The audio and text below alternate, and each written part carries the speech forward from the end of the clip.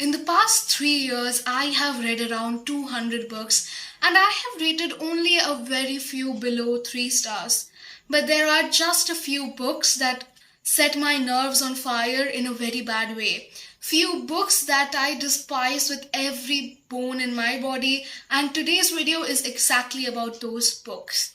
Hello and welcome back to another video. My name is RupkathaBhattacharjeeofficial and you're watching my channel, which is named after me because I lack creativity. In today's video, I will be reacting to 5-star reviews of books that I myself rated 1 star. I'm not going to follow up with a disclaimer saying that you're still valid if you love these books, because you're not. You're not valid. If you love these books or even claim to like them, remember that I am judging you in full force. Anyways, let's just start right away. The first book on this list is We Were Liars. Now, this book started off strong with an atmosphere of suspense and tension, but the author lost the tangent that she was trying to go on in the middle of the book, which led to an abrupt and somewhat cliched ending. Another thing that I absolutely despised about this was the Wattpad type of writing style filled with purple prose and metaphors and attempts at sounding deep, which only came across as a 5-year-old trying to write their first poem. So I scored through Goodreads and got some of the 5-star reviews that angered me even more than the book did. Alright, the first one is sobbing. So much love for this book and its perfect ending. I can't even capitalize right now. I don't even want to capitalize right now. In fetal position, sob my soul.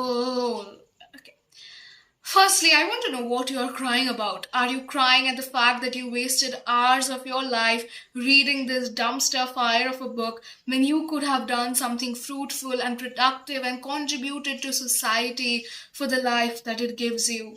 I don't know if I hate the fact that this review calls the ending a perfect one, or that this review doesn't comment on anything other than the fact that the reviewer cried while reading it. The ending was poorly done and very unoriginal. It read like the author got tired of writing the book midway and just decided, you know what, I'm ending it right here while writing that awful ending. I definitely would have rated this book more than 0.5 stars if the ending had any form of meaning or if the characters weren't paper flat. Anyways, let's move on to the next review. Tragic yet hauntingly beautiful story. The only thing tragic is the amount of paper that has been used and is currently being used in printing copies of this novel. Honestly, the author should apologize for having her book published because of the amount of paper that has been wasted over this travesty of a novel. I don't cry a lot, but boy, this had me sobbing. I don't even know how to describe the feelings this story left me with. Just read it and you'll understand. I can perfectly describe the feelings that this book left me with. Disappointment, and more disappointment, not only at reading this book, but also for ever having the idea of even giving this book a minute of my time. Warning to everyone who reads We Were Liars. Be prepared to scrape your chin off the floor with a forklift. Yes, it is really that amazing.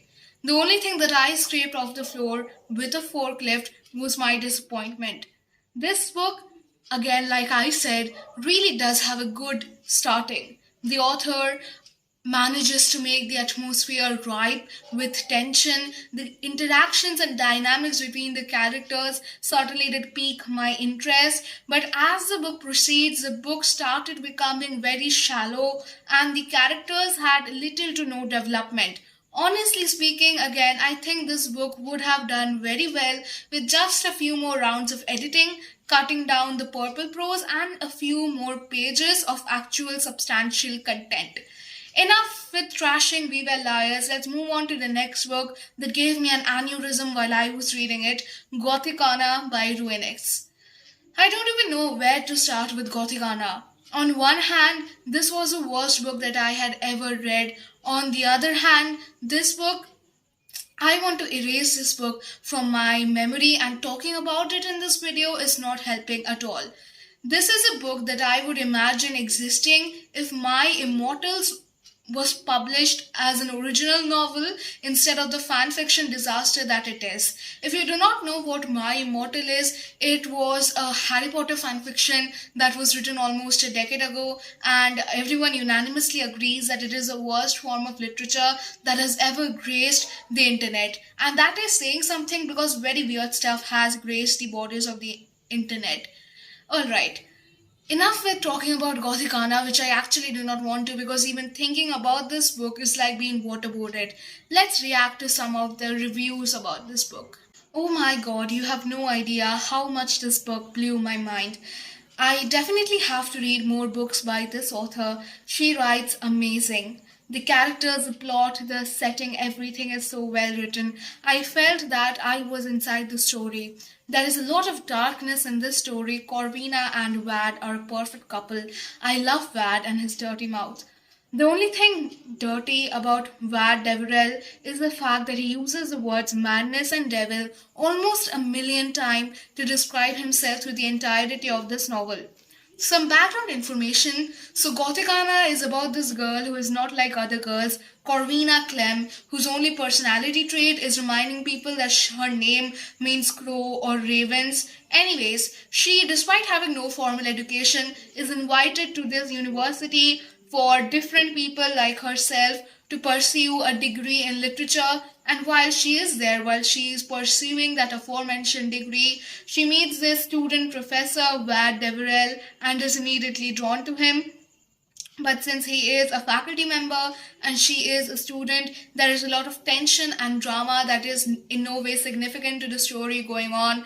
In the background, there are mysterious disappearances and strings of suicides that occur at this mysterious university that Corvina is immediately enamored by and would love to solve. By the end of the novel, nothing is really solved because the author comes to the conclusion that some things are better left unanswered.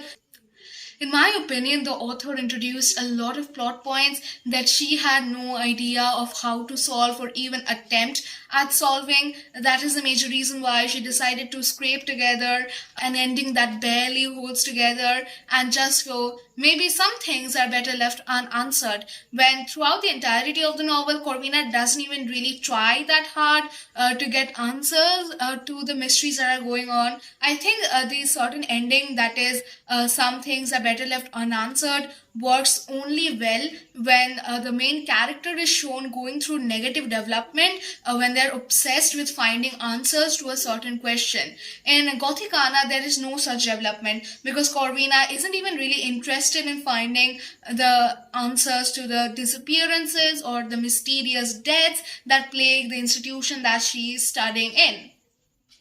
I think that this is one book that only got popular on BookTok because it pandered to audiences that read books based on tropes. The main marketing for this book was basically dark academia, gothic romance with the teacher-student trope. I think calling this book gothic is an insult to not only Mary Shelley but also Edgar Allan Poe because they didn't write their asses off for this half-assed book to be called gothic because it is not. It does borrow some elements of gothic fiction, but at its heart, it is a book that belongs on Wattpad. Honestly, you can read better things on Wattpad for free. Anyways, let's see another review for this novel. I can only imagine the amount of my brain cells that will diminish with the next review. Genuinely altered my brain chemistry.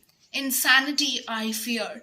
This, and ironically, the line "insanity I fear" is the way the characters in the novel actually speak to each other. I think they have called themselves each other's madness multiple times throughout the novel. So the main couple, Vad and Corvina, actually have no chemistry between each other, except for the fact that Vad is incredibly possessive over a girl who is quite younger than him and loves to call himself a manifestation of her madness, which is really stupid. This book changed my brain chemistry. I didn't know I heavily needed a dark, academic, gothic romance until I read the few pages of the book. Its passion ate so deep inside my mind, I don't even know what's real anymore. Corvina is such a badass character. Oh my god, I love her.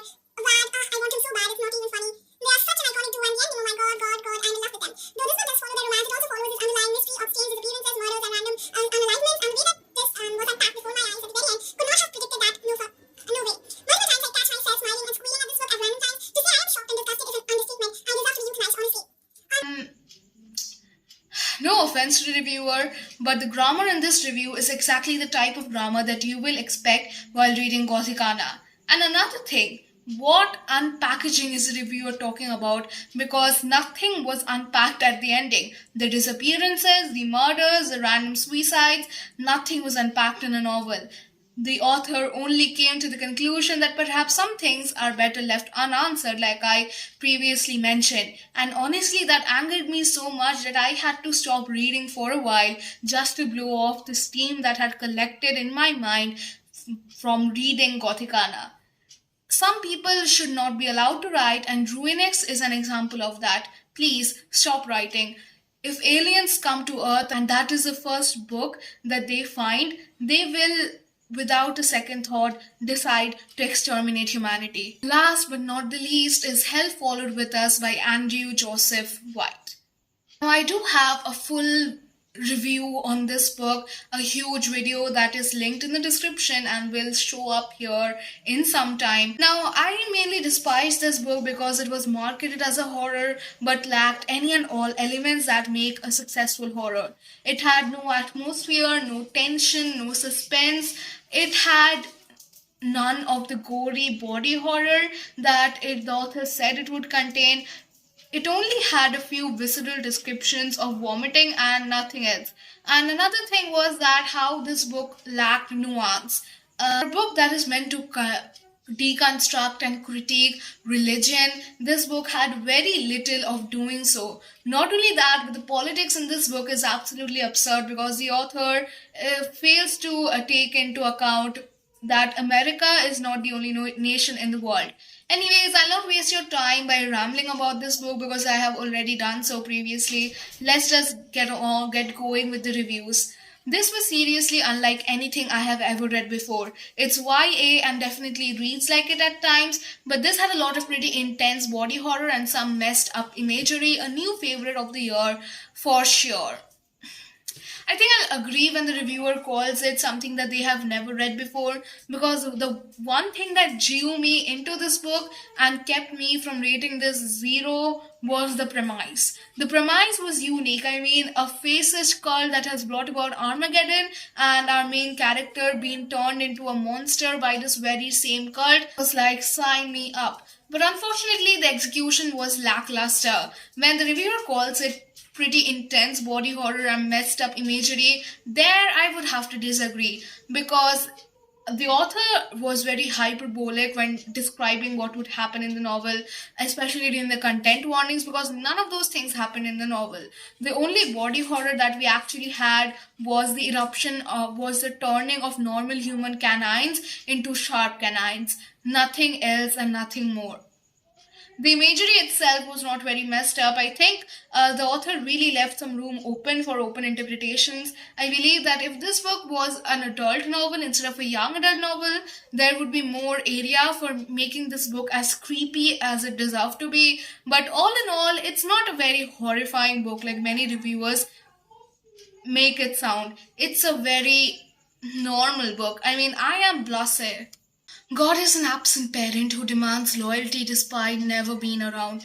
This is a type of very cringy, fake, deep writing that you would find in this novel, considering the fact that the author is hell-bent on including every biblical allegory that they can think of. This single quote sums up everything that is wrong with Hell Followed With Us, because it critiques religion with a very one-sided point of view, lacking any form of nuance when considering non-Abrahamic religions, but also religion that are followed by predominantly non-white people. Anyways, this was my entire video reacting to 5-star reviews of books that I absolutely despise. If you enjoyed this video, ensure to like, share, subscribe and leave a comment down below. Comments can be anything describing the video itself or literally anything that comes to mind. Thank you for watching. Be safe and goodbye.